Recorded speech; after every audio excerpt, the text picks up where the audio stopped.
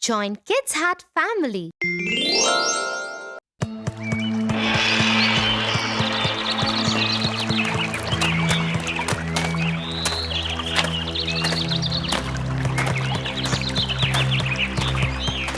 Tofu, where have you been? We've all been looking for you. I've been sitting here all afternoon, Tia. Why? Why haven't you come home? Mom is so worried about you. Let's go home. I can't go home, Tia. What? Why? I was playing with Dad's watch and it fell down and broke. That was you? Dad was so puzzled about how it broke. See what I mean? Dad is going to be so angry with me and he is never gonna trust me again. I am in so much trouble, Tia. That's it? Why didn't you talk to me before? We'll find a way to repay Dad for the watch repairs. How can I ever come home, Tia? I will never get out of the trouble that I am in. There's no way I'll be able to gather so much money for it. That's not true. Trouble is not permanent.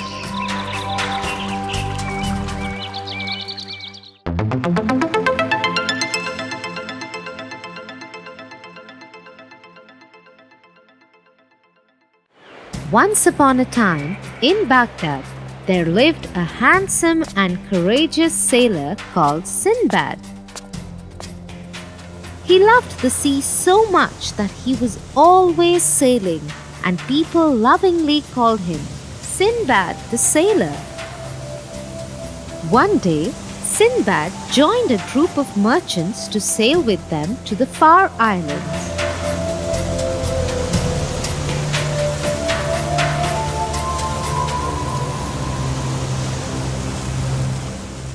After a few days, the ship got caught in a bad storm.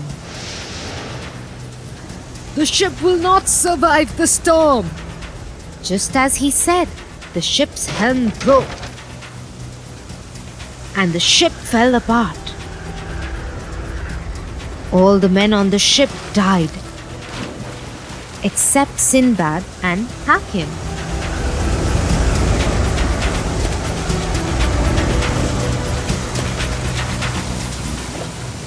They both swam to the shore of the closest island.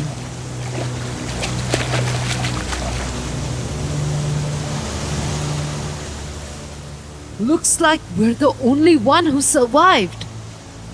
Yes, most men went down when the ship broke open. We must find a way to escape from this island. Yes, first let us find a source of fresh water.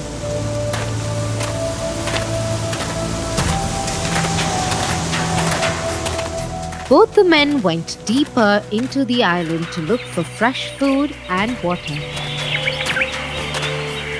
As they explored the island, they heard someone walking around the tree. It was a giant. They decided to follow him.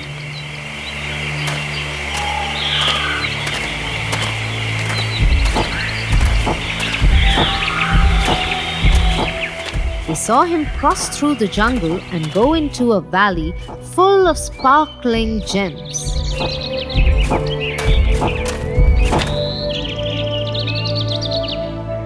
The giant found a good place to sleep and slept off. Hakim and Sinbad were still watching all this when they heard a sound behind them. Who is there? It is just me. I used to be a merchant. What are you doing here? This is the Valley of Diamonds. I had come to this island many years ago in search of the diamonds. The giant caught hold of me and has kept me as his servant now. Why haven't you tried to escape yet? I have, many a time. But the giant is very smart and scary. The only way to kill him is with a magical sword. Kept inside a cave and protected by poisonous snakes. I have a plan. Sinbad told his friends the plan. While the giant slept, Sinbad quietly went into the cave.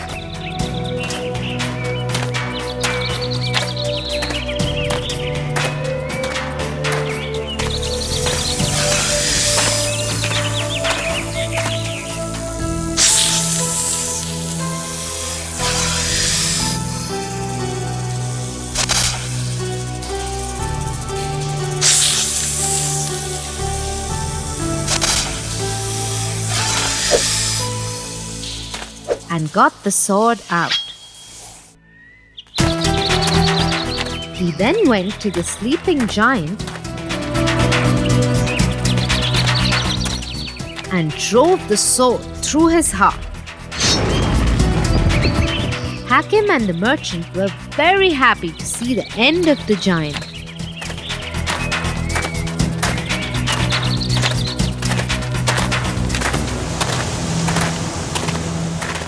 All of them looked for strong wood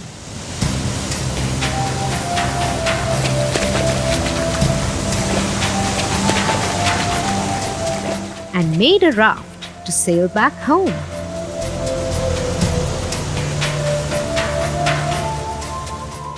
If Sinbad can come out of life-threatening trouble, I can surely find a way to repay Dad for the repair of his watch and come out of this trouble. That's the spirit, Tofu. Let's go home now. I am starving. Me too. Let's go, Tia.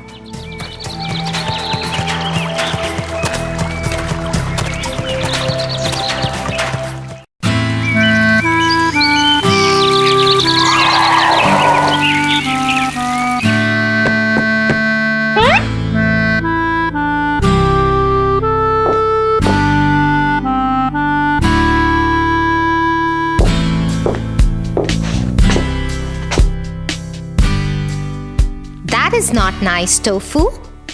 What if your friends find out? They will stop talking to you, won't they? Oh no! I am so clever, they won't find out ever. Let me tell you the story of another clever boy called Tom Sawyer.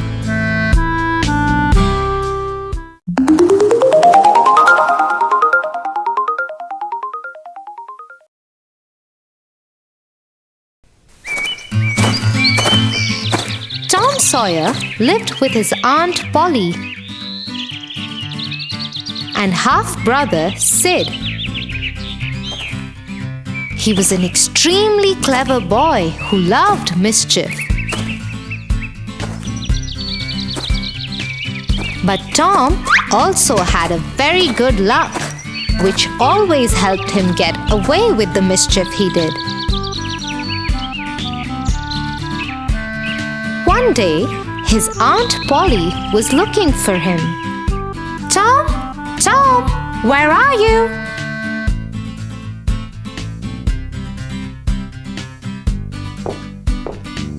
She looked everywhere. She looked outside in the yard.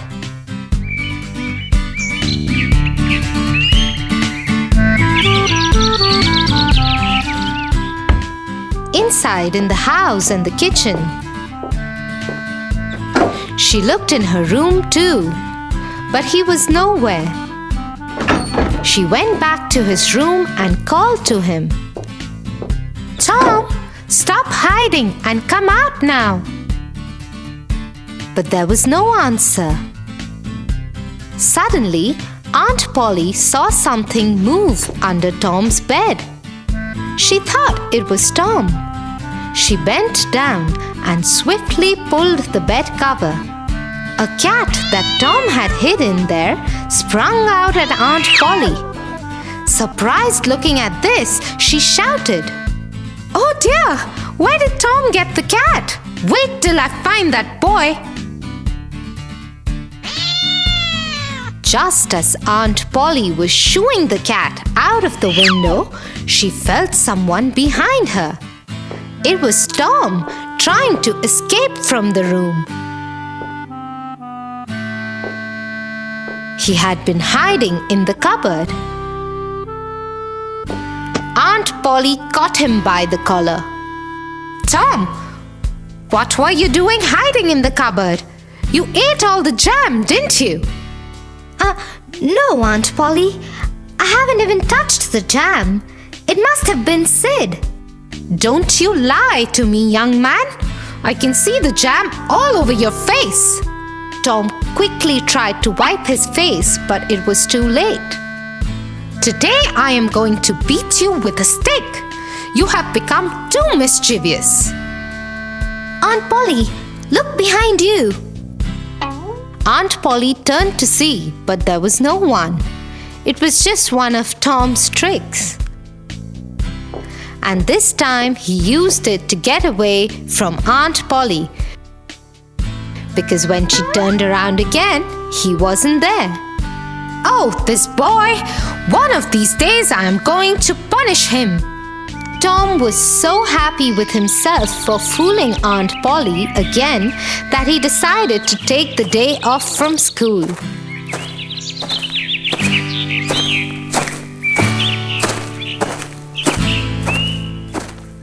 Instead, he went to the river and bathed in it.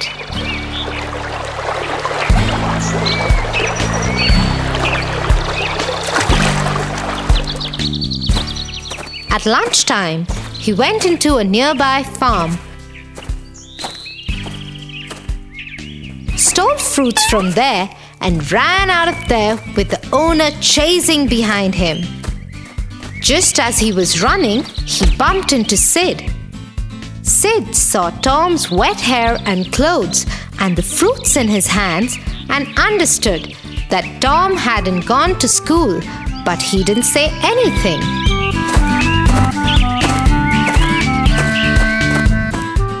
When Tom reached home, Aunt Polly was waiting for him and she was angry. Tom understood that Sid had told her everything. "Tom, did you skip school again?" No, Aunt Polly. Sid is lying. "How did you know Sid said anything to me?" Well, for once Tom had got himself into trouble. He had no answer for Aunt Polly's question. "Tomorrow is Saturday. You don't have school. You will not go anywhere. Instead, you will whitewash the fence." The entire fence? "Yes, the entire fence. That is your punishment." Tom had no choice. He couldn't argue with Aunt Polly. He didn't want to make her angrier, but he was angry too. The fence would take up his whole Saturday. He went into the yard and kicked at the dust. Just then, he saw Sid coming in. He quickly made a mud ball and swung it at him. Ah! Stop! Help, Aunt Polly! Why did you have to tell anything to Aunt Polly? Tom flung a few more mud balls at Sid and then jumped over the fence and ran away. He knew he was already punished, so nothing worse could happen now. Next morning, when Tom came down for breakfast, he was greeted with a pail of paint and paintbrushes. Aunt Polly had been serious about his punishment. So Tom ate his breakfast and went into the yard to whitewash the fence.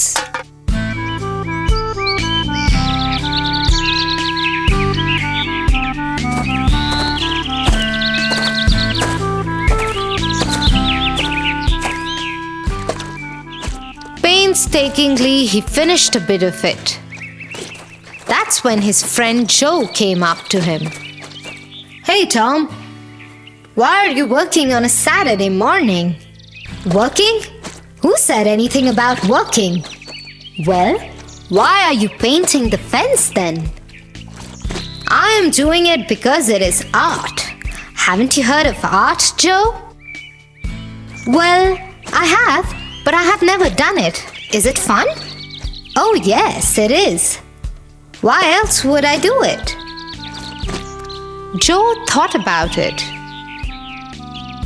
It was true. Tom Sawyer would never do anything that wasn't fun. He asked Tom if he could also try it. Tom agreed to let Joe do only a small portion of it in exchange of 3 marbles. Joe thought 3 marbles was too much, but agreed. He wanted to try art.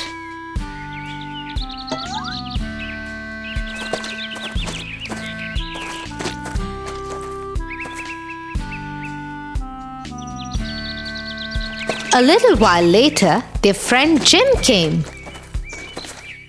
He saw Tom resting under the tree and Joe painting the fence. He went to Joe. "What are you doing, Joe?" "It is art. I paid Tom 3 marbles to let me do it." 3 marbles? Is it that good?" "Yes, very good." Jim dashed to Tom immediately and asked if in exchange of his fish book, he too could whitewash the fence. Tom feigned some reluctance, but agreed. And so it went on.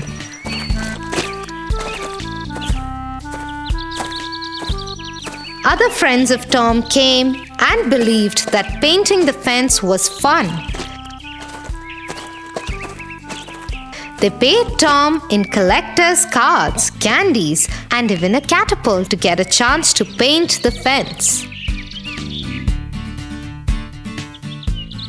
By noon, the entire fence was painted and Tom was a rich boy. He hid his treasures and went to his aunt.